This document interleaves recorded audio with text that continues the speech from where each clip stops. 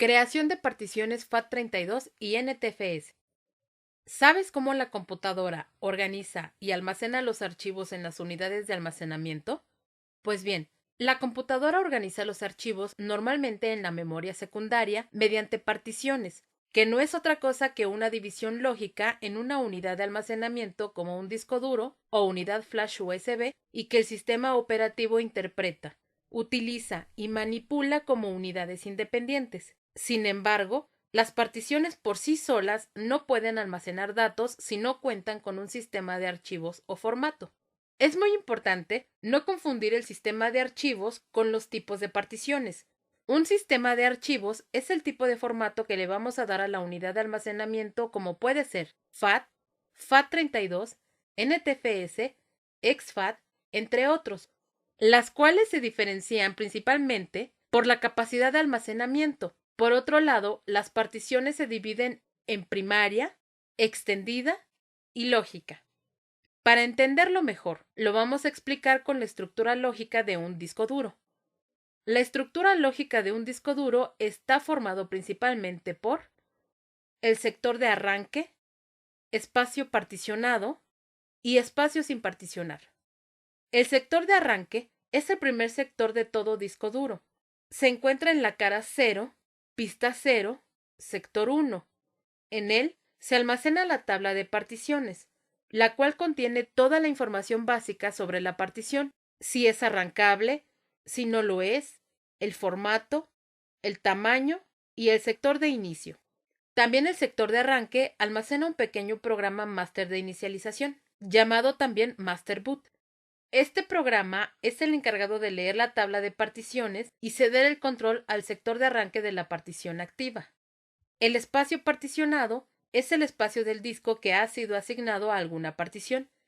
El espacio no particionado es espacio no accesible del disco, ya que todavía no ha sido asignado a ninguna partición. Dentro del espacio particionado pueden existir los tres tipos de particiones ya mencionados. Partición primaria.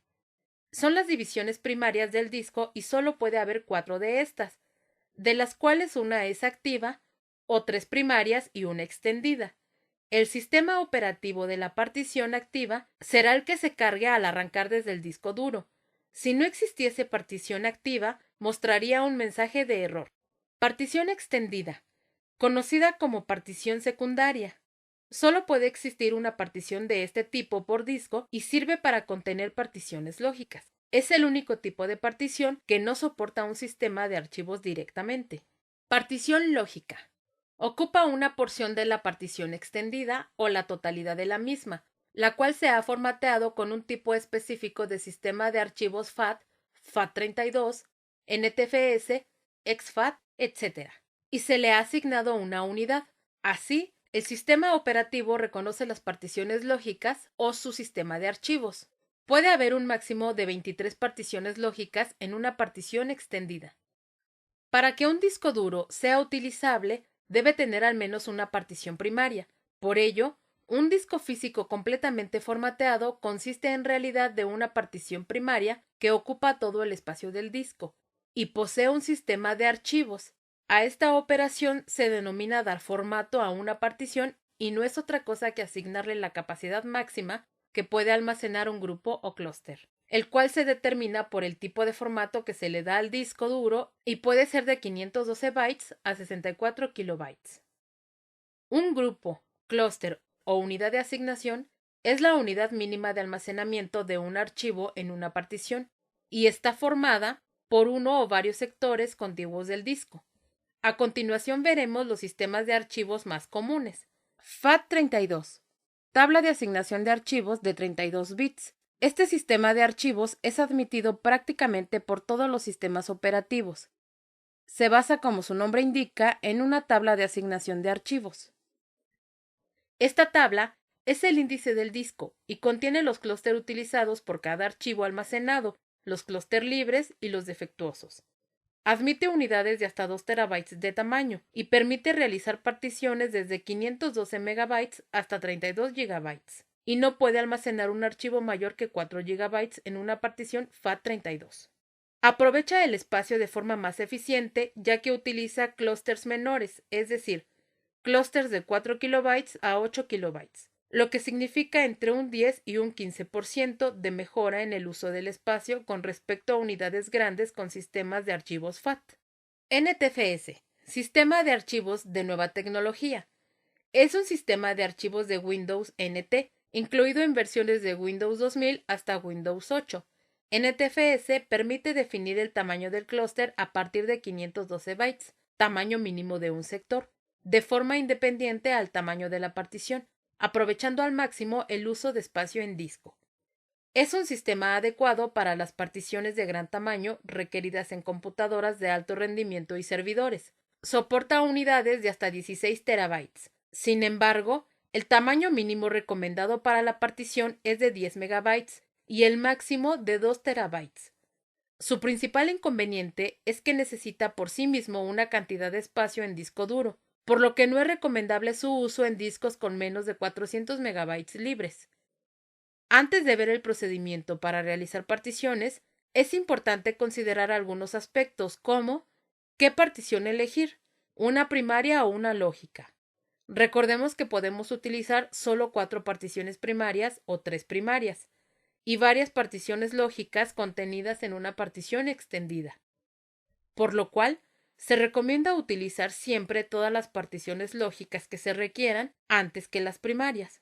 La partición primaria utilízala siempre y cuando vayas a realizar una sola partición en el disco duro o necesites instalar más de un sistema operativo, ya que estas son las únicas que se pueden activar. ¿Dónde situar la partición? La partición activa, si es que se instalarán sistemas operativos, deberá ser la primera. Los demás sistemas operativos, en caso de haberlos, se instalarán a continuación dejando en último lugar la partición extendida. ¿Cuántas particiones crear y de qué tamaño? Normalmente esto dependerá del usuario. Sin embargo, se recomienda una partición para los archivos del sistema, sistema operativo y programas, y otra para los datos. De esta manera, no se utilizan tantas unidades y se ofrece una mayor seguridad y organización para los datos. En cuanto al tamaño de la partición, dependerá del sistema de archivos a utilizar y de la capacidad del disco duro. Recuerda utilizar el menor tamaño del grupo, clúster, para tener un máximo aprovechamiento de la capacidad del disco duro. Existen dos formas para realizar una partición. A través de la herramienta Administración de equipos del sistema operativo o por medio de programas comerciales. A continuación veremos cómo crear una partición en Windows 7. Para ello, seguimos la siguiente ruta: Inicio, Panel de control, Sistemas y seguridad, Herramientas administrativas, Administración de equipos. En Windows XP es Inicio, Panel de control, Herramientas administrativas, Administración de equipos. Nos presentará la siguiente pantalla. Seleccionamos Administración de disco y mostrará las unidades de almacenamiento conectadas a la computadora con sus respectivas particiones. En azul fuerte muestra las particiones primarias.